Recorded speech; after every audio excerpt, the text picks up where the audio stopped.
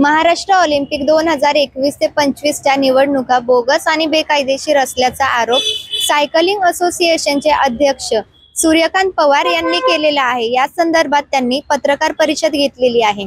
या पत्रकार परिषदेमध्ये नेमकं त्यांनी काय सांगितलं हे आपण व्हिडिओच्या माध्यमातून पाहूयात। सुरू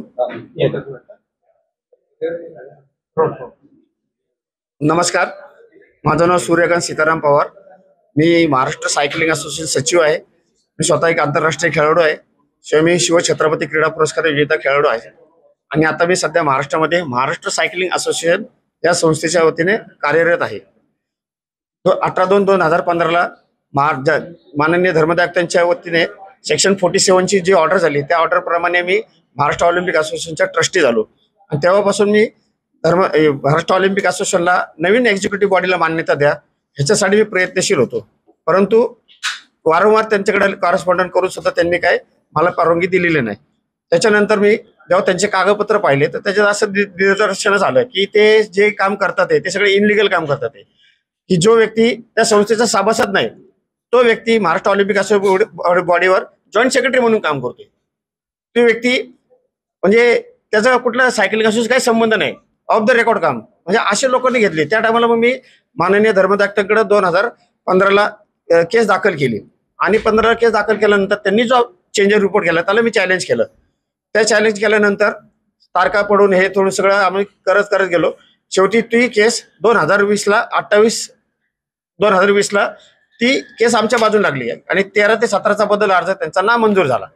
त्याच्यानंतर काम पुढच्या मुख्य मुद्दे ह्याचे जे त्याच्यामध्ये जे चेंजर रिपोर्ट होता तो इनलिगल ते काम करत होतं। म्हणजे कसं की घटनेमध्ये लिहिलंय की एका व्यक्तीने 2च वेळा तुम्हाला अध्यक्षपद किंवा सेक्रेटरी पदावर राहता येतं, परंतु तिथं ऑलरेडी 4 वेळा 5 वेळा असे जे त्यांनी टर्म केलेले असे तिथं कार्यरत होते। त्याच्यामुळे मग ते लिगल मध्ये आणि ऑफ द रेकॉर्ड जो काम करतो तो माणूस सेक्रेटरी हे कोर्टाला आम्ही सादर केलं। त्याच्याप्रमाणे मग ती 13 ते 17चा बदल अर्ज नामंजूर झाला।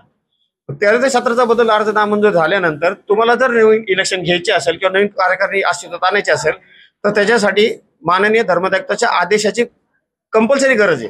त्यांच्या आदेशात तुम्ही नवीन एक्झिक्युटिव्ह बॉडी आणू शकत नाही किंवा इलेक्शन घेऊ शकत नाही, परंतु हे केस चालूच असताना त्यांनी परत अचानक 2021ला इलेक्शन घेतली। ते 21 ते 25ची इलेक्शन घेतली। मग आम्ही परत त्यांनी जो बदल अर्ज दाखल केला परत त्याला चॅलेंज केलं। मग ते चॅलेंज करता आता 2025ला 10 ऑक्टोबर 2025ला त्याचा निकाल लागला। म्हणजे 5-5 वर्षांनी निकाल लागतोय।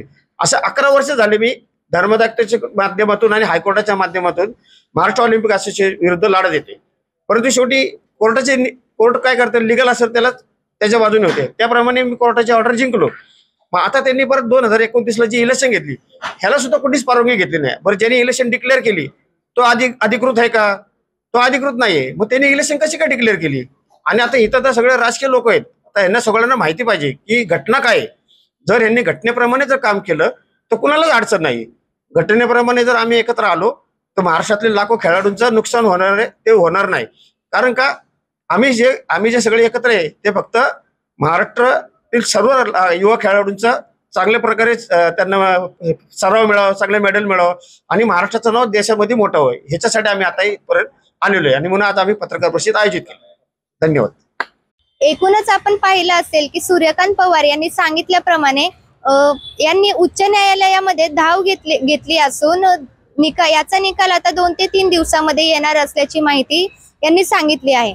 पुण्याहून मी पायल पुटभरे, पुणे 24 तास।